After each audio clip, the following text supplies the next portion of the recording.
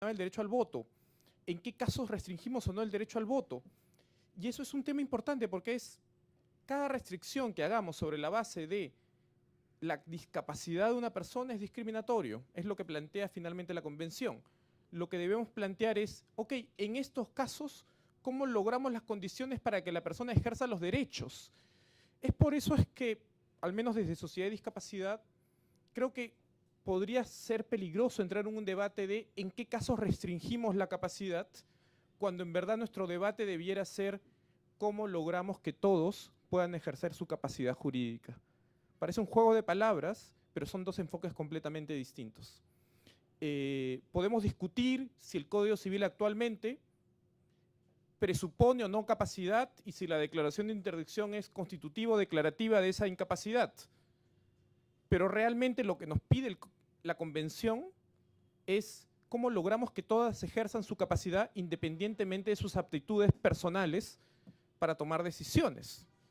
Entonces es saltar esa discusión, que seguramente es muy interesante y va a ser muy útil a miras a lo que va a pasar en los próximos años, porque imaginemos que esta comisión termina su mandato en un año, genera un proyecto civil, un proyecto de reforma, y eso tomará un par de años para que se apruebe en el Congreso o para que entre en vigencia. En el camino, ¿cómo logramos que, por ejemplo, el Poder Judicial vaya interiorizando de que habrá que hacer, por más que suene contra natura, una lectura del Código Civil a partir de la Convención y que las restricciones, como dice el doctor Abad, sean mínimas? Eso independientemente de que nuestro Código Civil debería adoptar un mecanismo distinto de regular la capacidad jurídica, y su mecanismo de regular la capacidad jurídica es aumentar la capacidad de ejercicio, no limitarla. Hay cosas interesantes en el mundo, en realidad, que están pasando. Es decir, muchos países, como dice el doctor Leiser León, han eliminado la interdicción total, sin embargo mantienen interdicciones parciales, con lo cual no avanzamos mucho. Pero sin embargo hay otros países, un ejemplo es Canadá, Australia, legislaciones más civilistas como la nuestra. España actualmente está en un proceso de discusión de reforma de cómo vamos eliminando esta figura de la curatela y la reemplazamos por algo nuevo. Y el gran reto es, eso algo nuevo, cómo logramos que no se parezca demasiado a la curatela para que termine sobreregulando la vida de las personas con discapacidad, que es el gran reto que tenemos. Y por eso yo distinguiría muy claramente en esta idea de la doctora Mavila de vayamos afinando el plan de trabajo, cuáles son las grandes discusiones que nos propone, por ejemplo, hoy día el doctor Abad. Ok, todos tienen capacidad jurídica, y creo que deberíamos tener al menos el Comité sobre los Derechos de las Personas con Discapacidad, que ha emitido ya resolución sobre el caso de Perú, y ha dicho el Perú no puede mantener un sistema como el actual de sustitución de voluntad. El comité, podríamos decir que es bastante radical, dice no hay espacio alguno, ni siquiera para evaluar la proporcionalidad de restringir la capacidad jurídica de alguien. Lo que hay es la necesidad de cambiar el modelo completamente por uno de apoyos. Podremos hacerlo de manera progresiva, podremos plantear una serie de mecanismos para que esto sea progresivo. El derecho civil, sobre todo nuestra vertiente, es muy duro. En el sistema anglosajón lo soluciona muy fácil. Dicen, vamos a emitir una ley que vale por 5 años, en 5 años lo volvemos a revisar, y en 5 años lo volvemos a revisar, y van ajustando su legislación. Habrá que ser muy creativos acá de lograr, de alcanzar estas metas en plazos determinados, porque no va a ser fácil contar con los apoyos que se requieren para la toma de decisiones, de ser el caso, o los otros apoyos que se requieran para ejercer capacidad jurídica. Pero lo que tendríamos que tener muy claro son los puntos de partidas. ¿Vamos a eliminar completamente la curatela como pide el comité o vamos a dejar un resquicio? Con lo cual no estaríamos cumpliendo el mandato por lo menos del comité. Y si vamos a eliminar la curatela, ¿cuáles son los apoyos que vamos a plantear?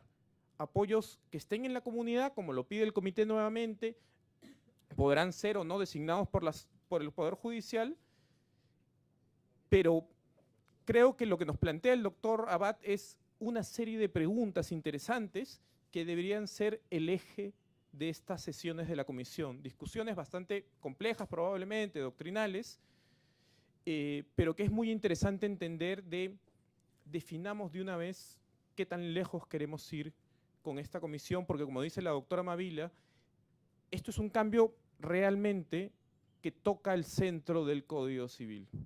Y como toca el centro del Código Civil, no solamente habrá que tocar, bueno, hasta cuándo eliminamos la curatela o cómo eliminamos la curatela, sino habrá que crear un sistema nuevo de responsabilidad civil, habrá que crear un nuevo sistema de representación, habrá que crear una serie de sistemas nuevos que van atados con la reforma del artículo 43 y 44, porque es necesario. Y más aún, y con esto concluyo, habría que ser muy conscientes que esta reforma que plantea la Convención sobre los Derechos de las Personas con Discapacidad le da en el corazón del liberalismo racional que hemos construido desde el siglo XIX. Es decir, hemos construido un sistema jurídico sobre la base de todos somos racionales, todos tomamos decisiones de manera autónoma y por tanto todos nuestros parámetros de evaluar qué es válido o inválido es sobre la base de la toma de decisiones sobre una serie de informadas, racionales, capacidad de retener, procesar.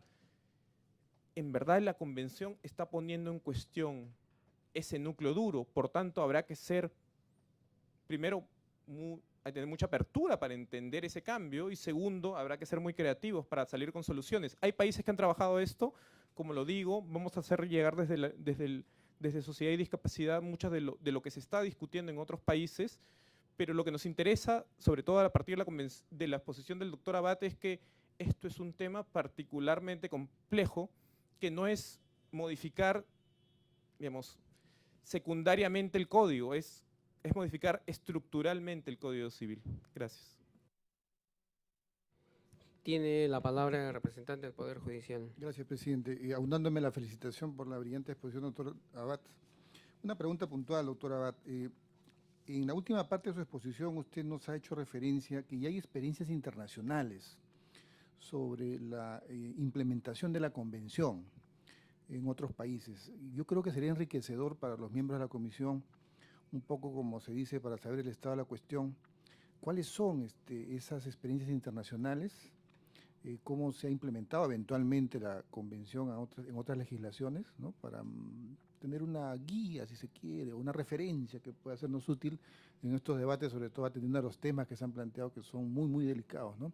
Y la esencia misma del trabajo de la comisión que preside el congresista Reinaga. Gracias.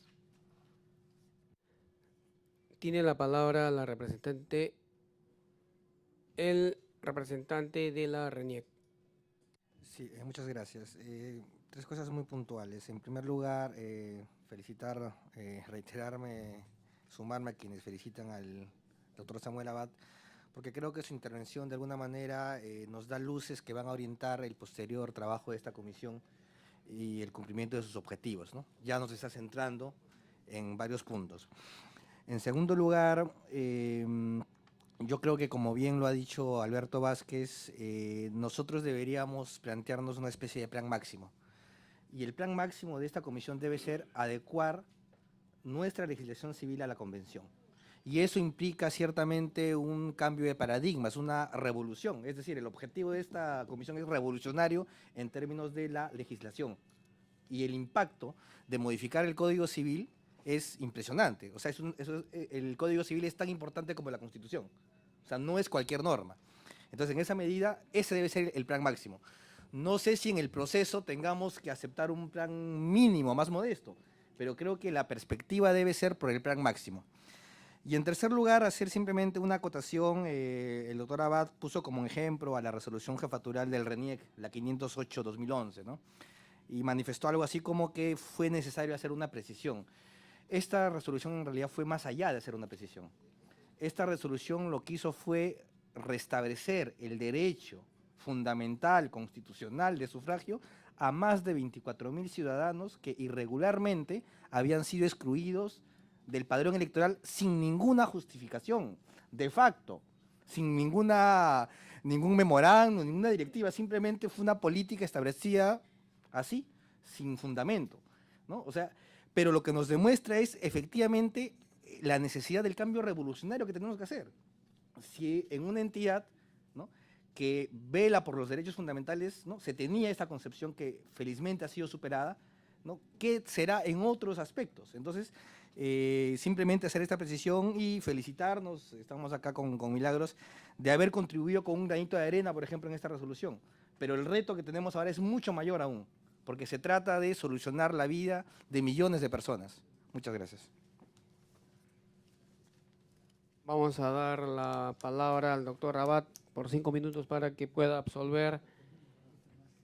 De ser el caso, hay varias preguntas para poder ampliar, así como el material de estas dispositivas, también para que nos pueda dejar y poder socializar a los correos, así como ya lo cuentan con impresión física. Tiene la palabra el doctor Abad. Muchas gracias, señor presidente. Bueno, en primer lugar, realmente muchas gracias por las palabras. Yo venía con la idea de hacer una presentación y muy sencilla. Yo reconozco que hay muchos especialistas sobre la materia que podrían contribuir, sin duda, con mayor detenimiento a algunos temas muy específicos que han preguntado aquí. Y yo solamente quisiera tratar de hacer una breve síntesis de lo que se plantea. Por ejemplo, y disculpen que no lo mencione en el orden que han intervenido, sino en función de un orden que acabo de elaborar. El tema de las experiencias internacionales es sumamente interesante y sumamente importante conocerlo. Y ahí realmente sobre esto en el Perú no hay mucho desarrollo. Yo lo que sugeriría, si se pudiera hacer, es designar un subgrupo de trabajo de esta comisión encargado de estudiar el tema, o de algunas personas que conocen con detalle esta experiencia para que puedan aportar y tomar en consideración estos avances y después tratar de ver cómo se compatibilizan con un modelo como el nuestro, ¿no? Hay personas que conocen bastante y ya se han mencionado experiencias de otros países. Alberto Vázquez decía apertura y creatividad. Sí, pues en realidad aquí se requiere apertura y creatividad porque estamos hablando de un modelo totalmente distinto. Solamente quería recordarles, por ejemplo, cuando comenzaba a revisar el tema desde la perspectiva de los autores del derecho civil y veía, por ejemplo, la exposición de motivos del Código Civil en materia de retardo mental, ahí se decía que tienen retardo mental cuando por cualquier causa el desarrollo intelectual es deficitario en relación con su edad. Eso es lo que dice como explicación de lo que es retardo mental para quien elaboró la exposición de motivos del Código Civil en esta parte. Es cualquier causa, cualquiera, en la cual su desarrollo intelectual es deficitario en relación a su edad. De verdad, con un concepto de esta naturaleza, cualquier cosa puede ser retardo mental. O cuando hay comentarios del Código Civil en materia de capacidad, por lo general no se toma en cuenta ni siquiera la convención. Por ejemplo, ¿cuándo podría un retardado mental amenazar la seguridad ajena? Hay un libro que comenta los artículos del Código Civil y dice, al respecto sostenemos que es exacto afirmar que cualquiera de este tipo de incapaces potencialmente pueden configurar una amenaza a la seguridad ajena. O sea, esto está escrito por un abogado en unos comentarios al Código Civil, que son varios tomos, ¿no? No es el doctor Leiser León, obviamente. No es en absoluto, él nunca diría eso, totalmente. En realidad, sobre esto, desde la perspectiva del derecho civil no se ha escrito mucho. Yo solamente, corrígeme si me equivoco, el doctor Juan Espinosa es la persona que más ha trabajado el tema sobre esta materia, por lo menos desde el derecho civil. Ahora, que existen fallos de la Corte Interamericana, sí, yo mencioné alguno en relación al derecho al libre desarrollo de la personalidad. El Tribunal Constitucional ha tenido algunos fallos interesantes, pero a veces otros no. Yo lo que sugeriría, ya que estoy acá en el Congreso, es que designen a los magistrados del Tribunal Constitucional.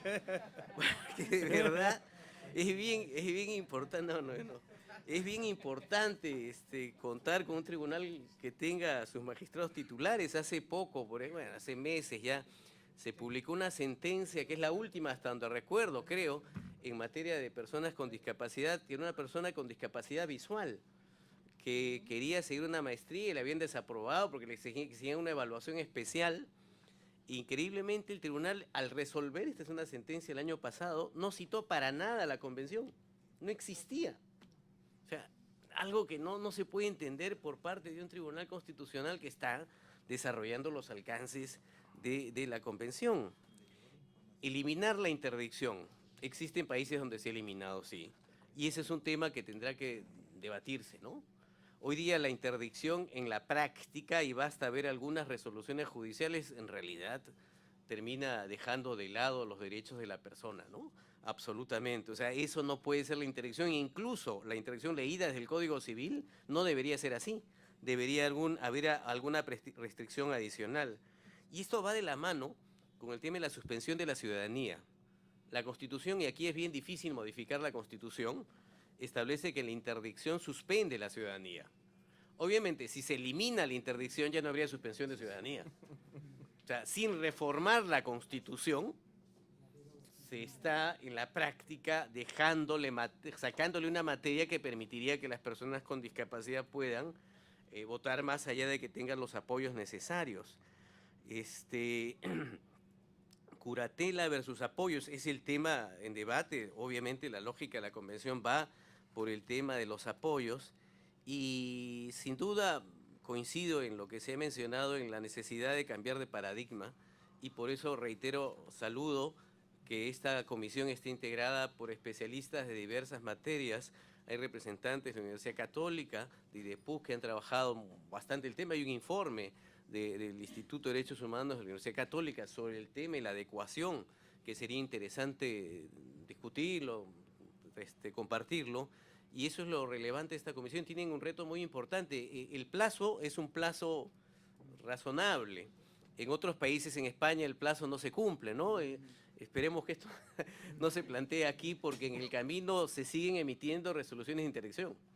Ahora, ya que está el representante del Poder Judicial, sería, no sé, sería interesante ver si el Poder Judicial podría emitir una directiva, una circular para precisar que la interdicción no debe ser como se está planteando ahora, que es una ficha donde todo se restringe, que haya un margen de evaluación caso por caso. El caso que les he mencionado es una persona con esquizofrenia que dicen, tiene esquizofrenia, automáticamente interdicción, listo.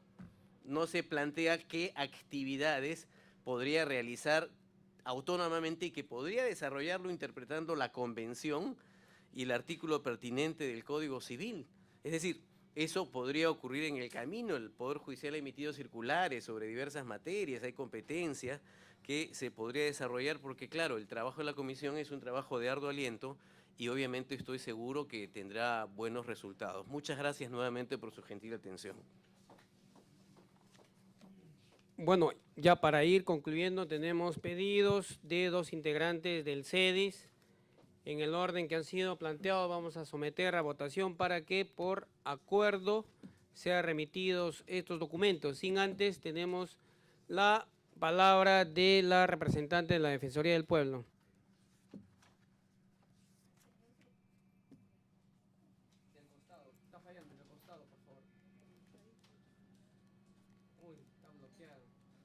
Doctora, la han censurado. Ahí está. Bueno, señor presidente, señores miembros de la comisión, doctor Samuel Abad, me uno también a las felicitaciones por su exposición. Quiero señalar que la Defensoría del Pueblo tiene una experiencia ya más de 12, de repente 14 años, defendiendo los derechos de las personas con discapacidad, aunque la Defensoría tiene 18 años de existencia.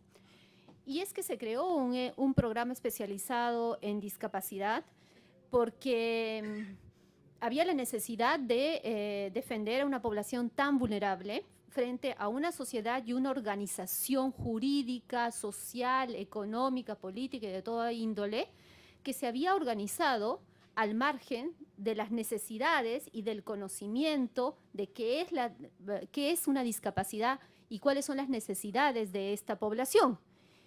Y en ese sentido, nosotros hemos tenido informes defensoriales y resoluciones defensoriales.